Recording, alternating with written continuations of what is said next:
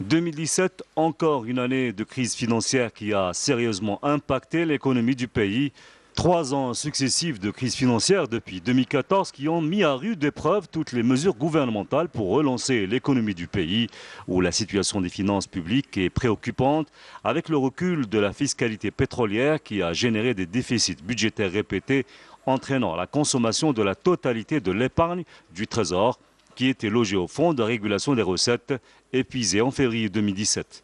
La situation demeure donc extrêmement tendue au niveau du budget. Dans la situation actuelle, l'année 2017 sera clôturée avec des difficultés réelles, alors que l'année 2018 s'annonce plus complexe encore. Nous souffrons d'une crise financière depuis 2014. Malgré cela, en 2015 et 2016, le gouvernement de l'époque travaillait dans la sérénité, car il y avait une garantie financière, à l'instar des réserves de change qui étaient très appréciables, sans oublier le fonds de régulation des recettes. Et là, actuellement, c'est la première fois depuis des années que le gouvernement travaille sans aucune couverture financière.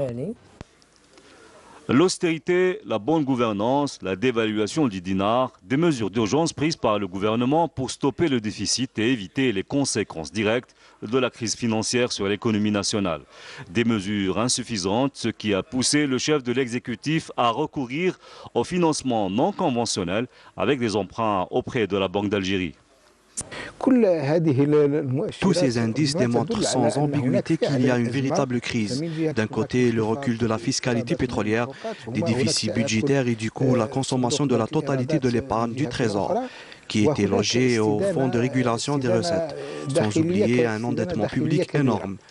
Qu'est-ce qu'il faut faire dans ce cas précis? Alors, il faut soit se diriger vers l'emprunt extérieur ou vers d'autres solutions.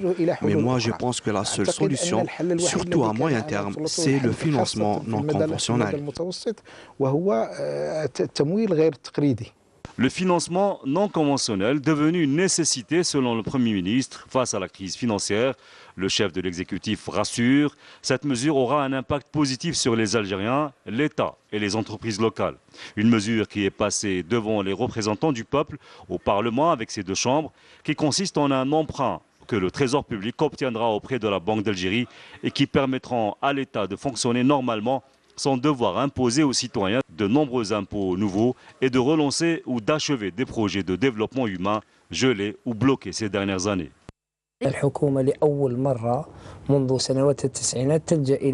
gouvernement choisit pour la première fois depuis les années 1990 l'option du financement non conventionnel ou l'emprunt auprès de la Banque d'Algérie, surtout que le président de la République a pris une décision souveraine, à savoir le non-recours à l'emprunt de l'étranger.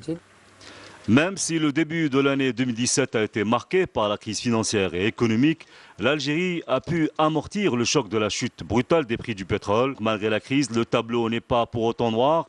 Bien plus, grâce au président Abdelaziz Bouteflika, avec la mise en place d'infrastructures de base, de qualité dans toutes les régions du pays, accorder des aides massives à l'économie, il y a un réel frémissement en plan industriel, en plein essor, comme la sidérurgie qui a été un autre démarrage en force du pays. Alors que l'autre canal où l'Algérie a carrément renversé la tendance est celui du ciment, d'importateur presque à 100%, l'Algérie est devenue exportatrice de ciment. Par ailleurs, l'année 2018 s'ouvre également avec une loi de finances marquée par la sauvegarde des subventions, un dossier sur lequel le président de la République a expressément insisté. Ainsi, en dépit de la crise financière aiguë que traverse le pays, l'enveloppe financière de 2018 connaît une hausse de près de 8% par rapport à 2017 pour cette catégorie de dépenses.